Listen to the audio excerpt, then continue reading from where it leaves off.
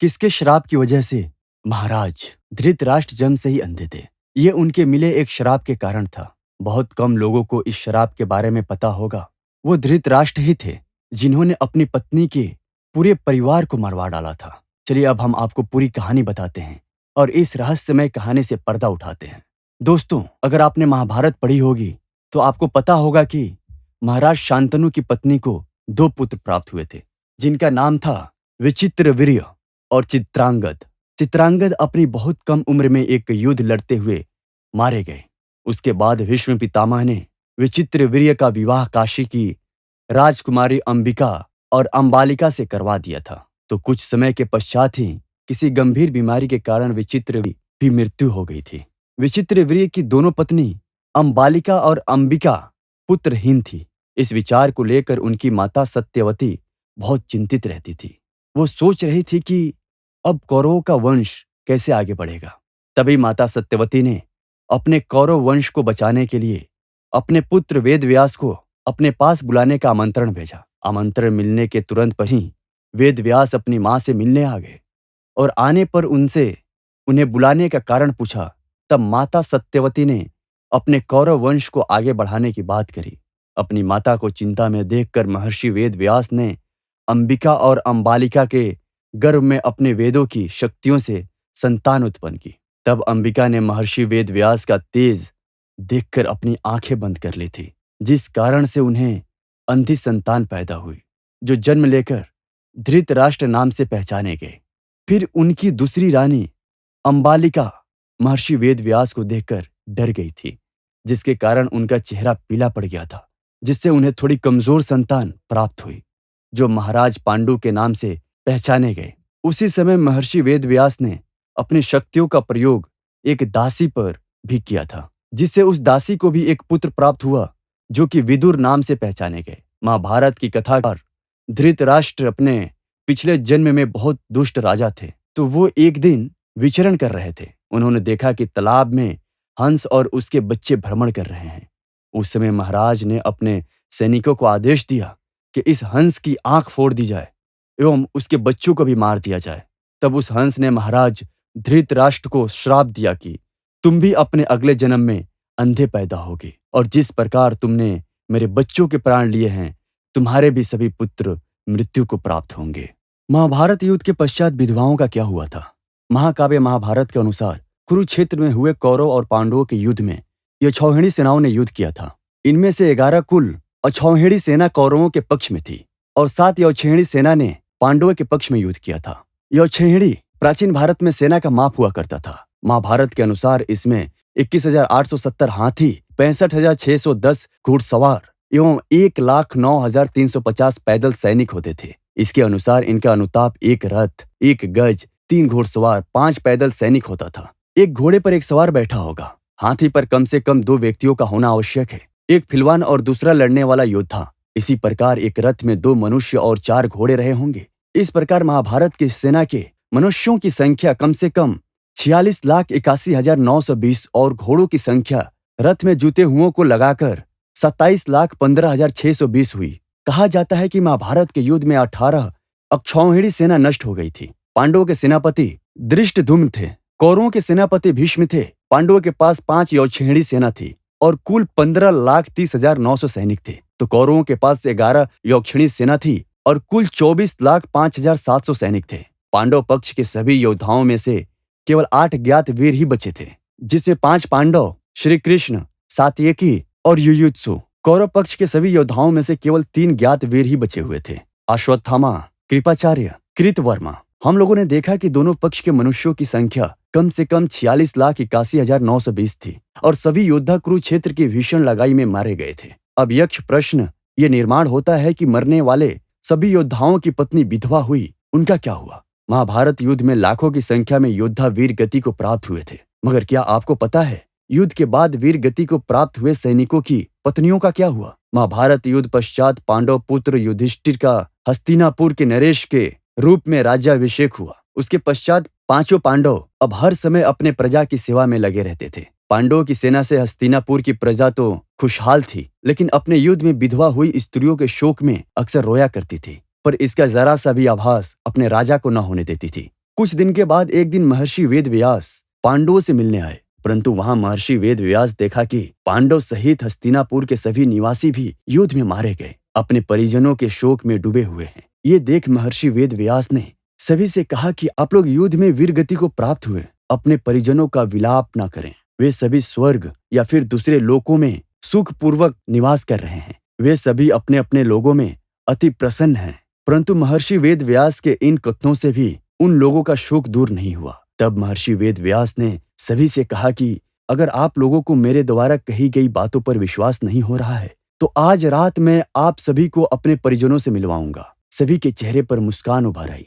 सूर्यास्त होने से पहले महर्षि वेदव्यास सभी को लेकर गंगा के तट पर पहुंचे। फिर सूर्यास्त के बाद उन्होंने अपने तपोबल से महाभारत युद्ध में मारे गए तमाम योद्धाओं का आवाहन किया। महर्षि के आह्वान से सभी योद्धा एक एक कर गंगा जल से बाहर निकलने लगे। अपने मृत परिजनों को अपने सामने खड़ा देखकर पांडव सहित हस्तिनापुर के सभी निवासी खुश हो गए। फिर सभी ने अपने परिजनों से बात की। तब जाकर उन्हें विश्वास हो गया कि उनके बंधु बांधव मृत्यु लोक के सभी कष्टों से मुक्ति पाकर अपने अपने लोकों में प्रसन्नता पूर्वक निवास कर रहे हैं। तत्पश्चात सभी के मन जो अपने परिजनों के लिए शोक व्याप्त था वो समाप्त हो गया। कुछ समय बाद युद्ध में मारे गए योद्धा एक एक कर गंगा जल में डुबकी लगाकर अदृश्य होने लगे। ये देख महर्षि वेदव्यास ने विधवा स्त्री से कहा कि जो स्त्रियां अपने पति के साथ उनके लोक जाना चाहती हैं वो गंगा के इस पवित्र जल में अपना जीवन त्याग कर जा सकती हैं। महर्षि के इतना कहते ही सभी विधवा स्त्रियों ने गंगा के जल डुबकी लगाकर अपने जीवन को त्याग दिया और सभी अपने अपने पति के साथ चली गईं। कौरव 100 थे, लेकिन जब 100वां पैदा हुआ तो पहले की उम्र क्या थी। एक महिला के लिए एक साथ 100 बच्चों को जन्म देना असंभव सा प्रतीत होता है। ऐसे में सवाल आता है कि आखिर गंधारी ने किस तरह 100 पुत्रों और एक पुत्री को जन्म दिया। आपने भी टीवी पर आने वाली महाभारत सीरियल को देखा होगा। महाभारत से जुड़ी कहानियां आपने भी सुनी होंगी। कहा जाता है कि पांडव 5 थे जो कुंती के पुत्र थे, वहीं कौरव 100 भाई थे जो गंधारी और धृतराष्ट्र के पुत्र थे। ये सब जानते हैं पांडव और कौरवों के बीच जो लड़ाई हुई थी उसे ही महाभारत का नाम दिया गया था। महाभारत से जुड़ी ऐसी कई कहानियां हैं जो वाकई हैरान कर देने वाली हैं, और उसी कहानी में एक है कौरवों के जन्म की कहानी। आम इंसान ये जानकर हैरान हो जाता है कि आखिर गंधारी 100 पुत्रों को जन्म कैसे दे सकती है। ऐसे में आज हम आपको प्रचलित कहानियों के आधार पर जवाब देते हैं कि गंधारी के 100 पुत्रों का जन्म कैसे हुआ और इसके पीछे की इनसाइड स्टोरी क्या है। कौरव धृतराष्ट्र और गंधारी के पुत्र थे और उनके एक पुत्री थी जिसका नाम था दुशाला। वही सबसे श्रेष्ठ कौरव का नाम है दुर्योधन, जो महाभारत के सबसे अहम पात्रों में से एक है। कौरवों ने महाभारत के पांडवों की सेना से युद्ध किया था और पराजित हो गए थे। हालांकि कहा भी ये भी जाता है कि धृतराष्ट्र के अपनी दासी के साथ संबंध की वजह से एक और पुत्र हुआ था जिसका नाम युतुत्सु बताया जाता है। एक बार गंधारी की सेवा से खुश होकर ऋषि व्यास ने गंधारी को एक वरदान दिया था। ऋषि व्यास ने ही गंधारी को 100 पुत्रों की मां होने का आशीर्वाद दिया था। इसके बाद गंधारी गर्भवती हुई, लेकिन कहा जाता है कि गंधारी 9 महीने के बजाय 2 साल तक गर्भवती रही। इसके बाद उन्होंने एक मांस के टुकड़े को जन्म दिया, यानी गंधारी को एक भी संतान नहीं हुई।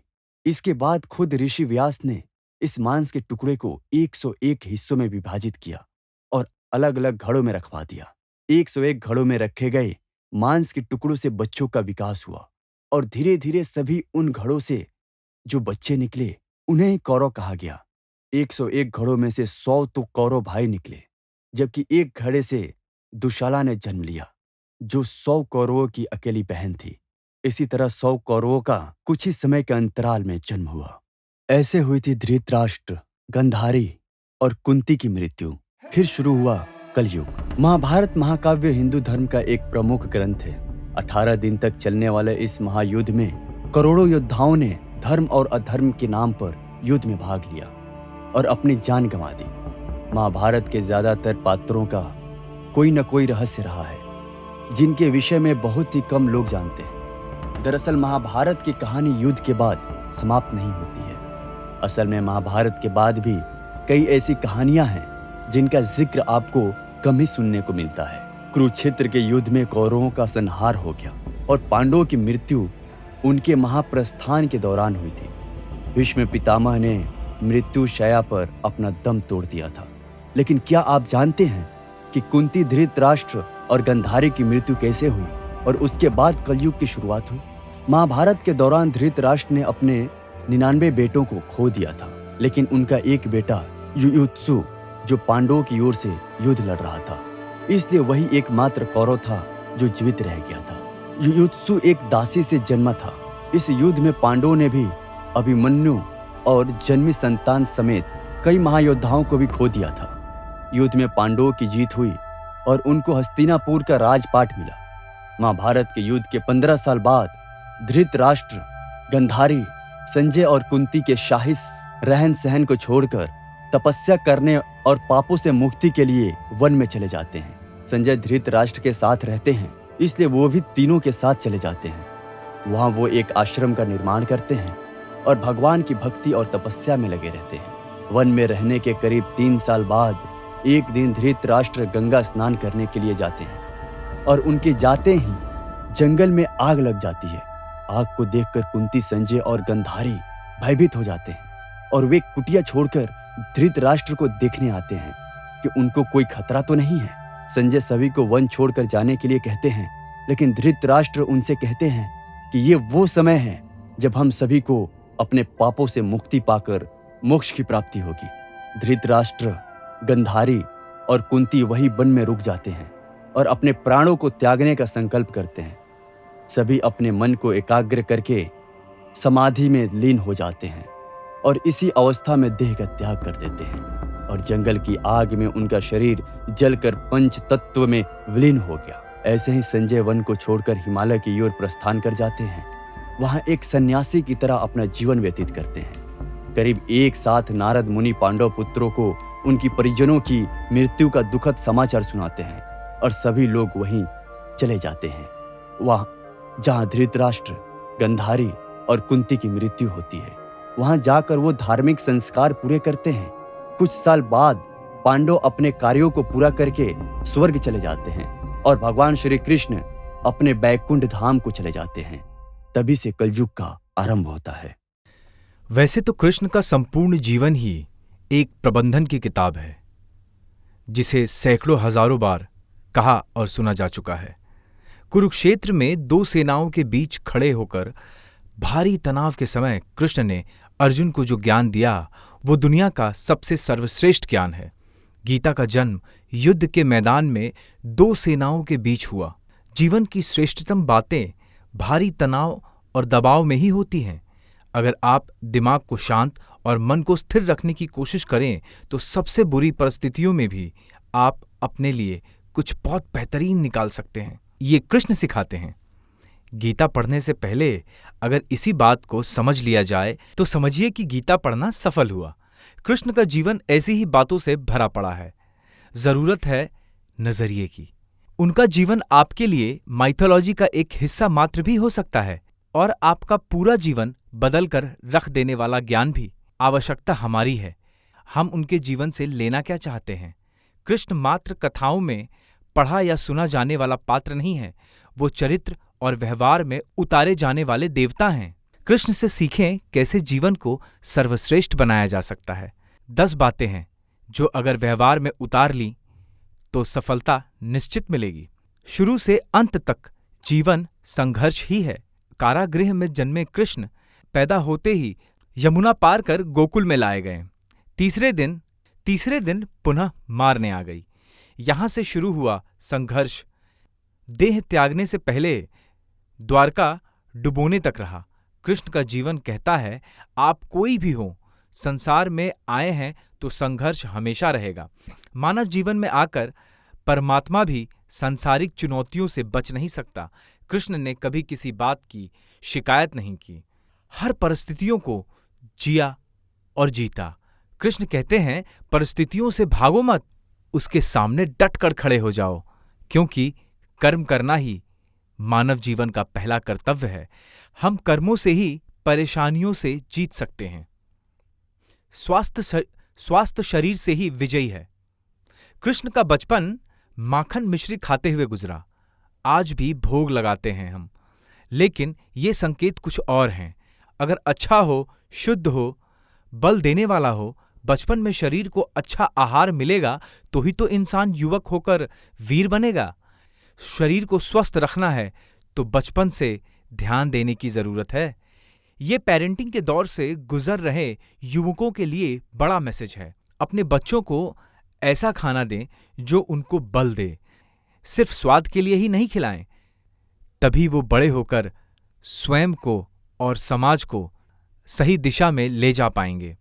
पढ़ाई किताबी ना हो, रचनात्मक हो। कृष्ण ने अपनी शिक्षा मध्य प्रदेश के उज्जैन में संदीपनी ऋषि के आश्रम में रहकर पूरी की थी। कहा जाता है 64 दिनों में उन्होंने 64 कलाओं का ज्ञान हासिल कर लिया था। वैदिक ज्ञान के अलावा उन्होंने कलाएं सीखी। शिक्षा ऐसी ही होनी चाहिए जो हमारे व्यक्तित्व का रचनात्मक विकास करे। संगीत, नृत्य, युद्ध सहित 64 कलाओं कृष्ण के व्यक्तित्व का हिस्सा हैं। बच्चों में कोरा ज्ञान ना भरें, उनकी रचनात्मकता को नया आयाम मिले, ऐसी शिक्षा व्यवस्था होनी चाहिए। रिश्तों से ही जीवन है, बिना रिश्तों के कुछ नहीं। कृष्ण ने जीवन भर कभी उन लोगों का साथ नहीं छोड़ा जिनको मन से अपना माना। अर्जुन से वो युवावस्था में मिले, ऐसा महाभारत कहती है। लेकिन अर्जुन से उनका रिश्ता हमेशा मन का रहा।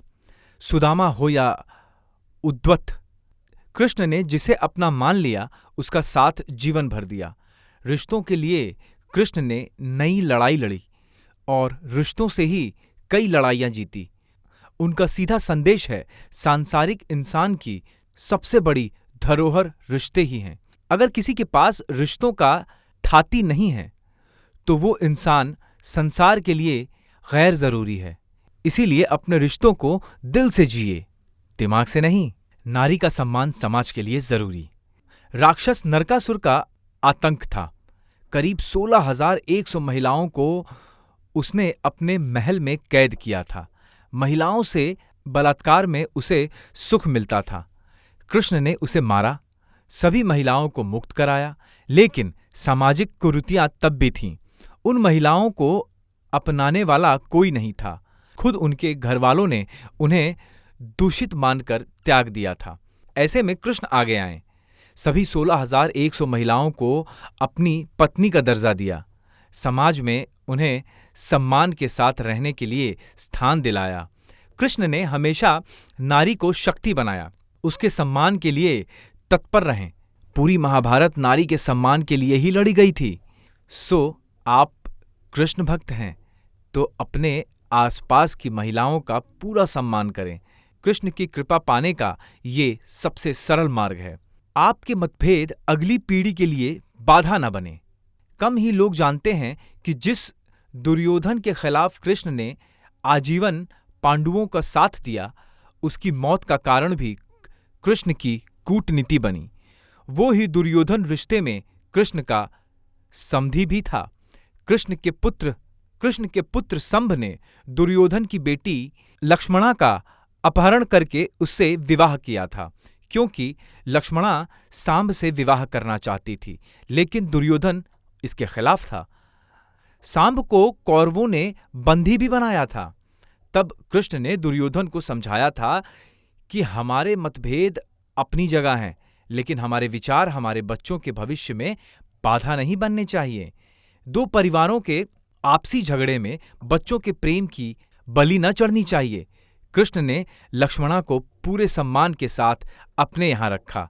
दुर्योधन से उनका मतभेद हमेशा रहा, लेकिन उन्होंने उसका प्रभाव कभी लक्ष्मणा और संभा की गृहस्थी पर नहीं पड़ने दिया।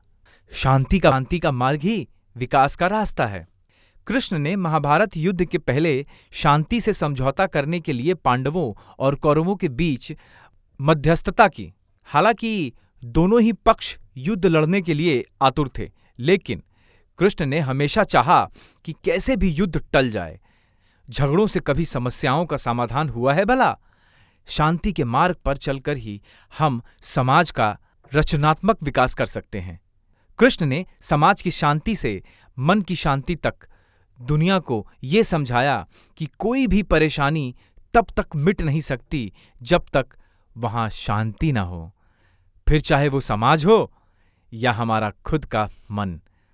शांति से ही सुख मिल सकता है, साधनों से नहीं। हमेशा दुर्गामी परिणाम सोचें। महाभारत में जुए की घटना के बाद पांडवों को वनवास हो गया। कृष्ण ने अर्जुन को समझाया, ये समय भविष्य के लिए तैयारी करने का है।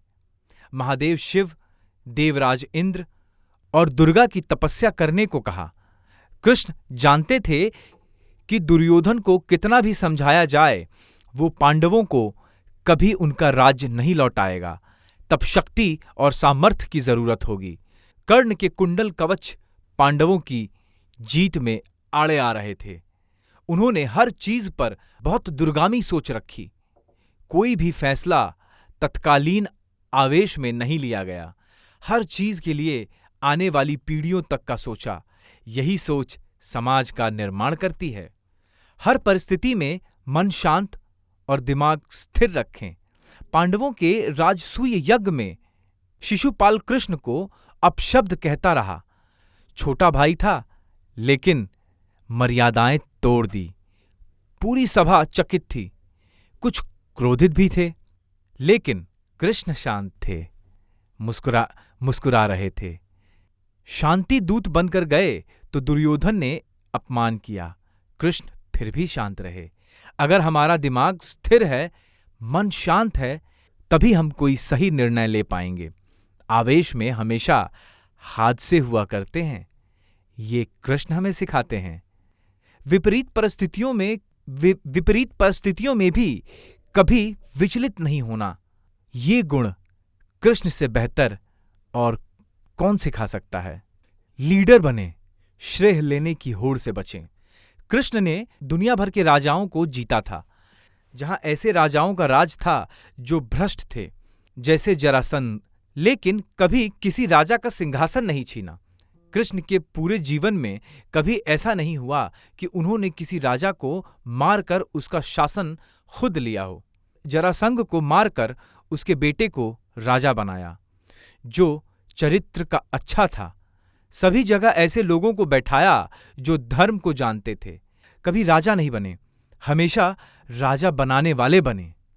महाभारत युद्ध में भी खुद हथियार नहीं उठाया, पूरा युद्ध कूटनीति से लड़ा। पांडवों को सलाह देते रहे, लेकिन जीतने का श्रेय भीम और अर्जुन को दिया।